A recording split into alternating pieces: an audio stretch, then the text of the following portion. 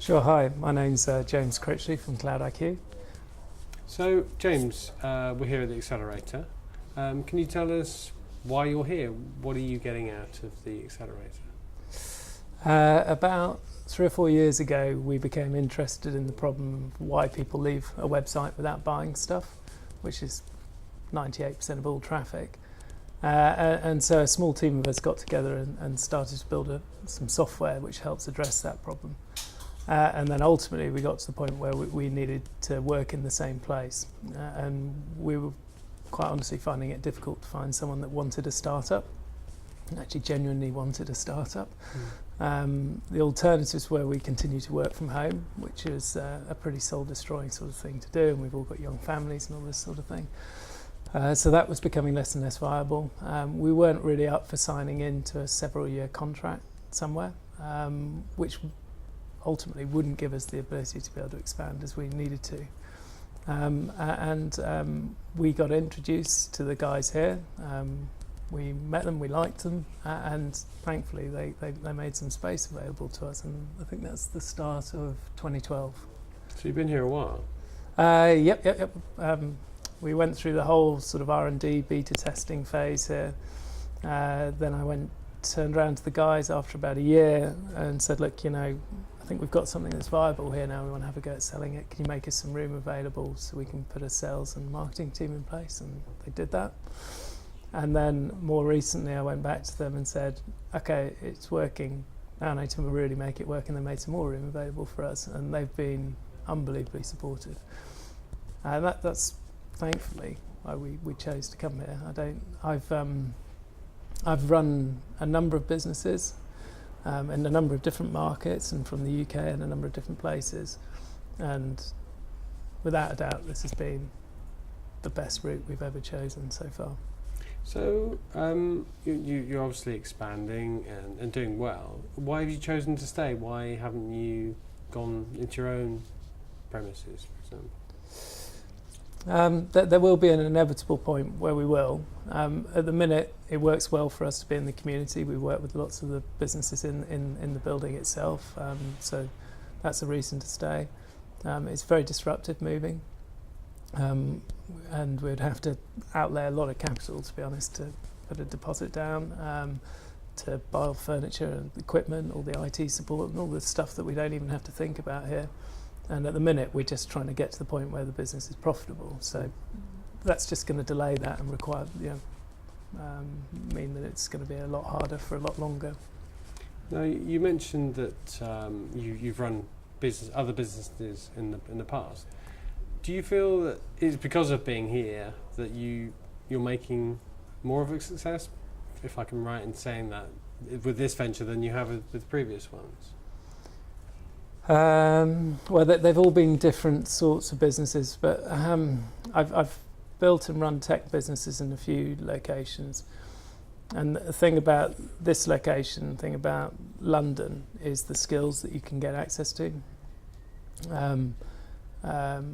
So we've got people who work, who are in our offices downstairs from all over Europe, all over the world, and London. I think what the guys have done really well with Tech Cities, they've turned it into a bit of a magnet for talent. And so we've been able to attract really great talent into a startup, basically, which can be quite a challenge. In other markets where I've worked, for example, in Australia, there's a skills shortage there, full stop. There's a labour shortage there, full stop. And getting someone to choose to work for a startup over $100,000 salary is quite a tough decision. So I would say for the business that we're in, what we're doing, London Tech City is perfect today.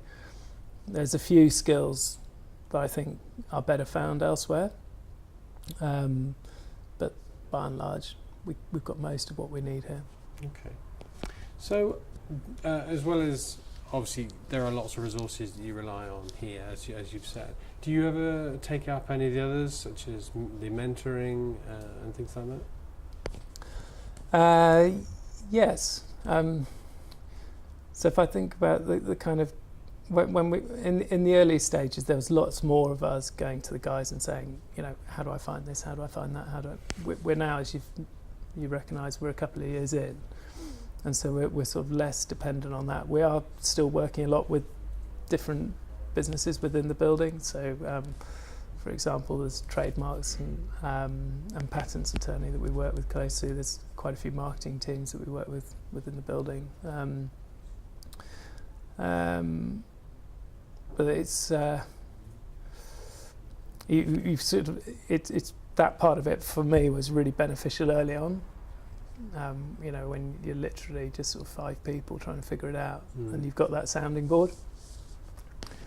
And the guys were great, really great. And there was probably actually a lot more resources available had we, sort of really wanted it.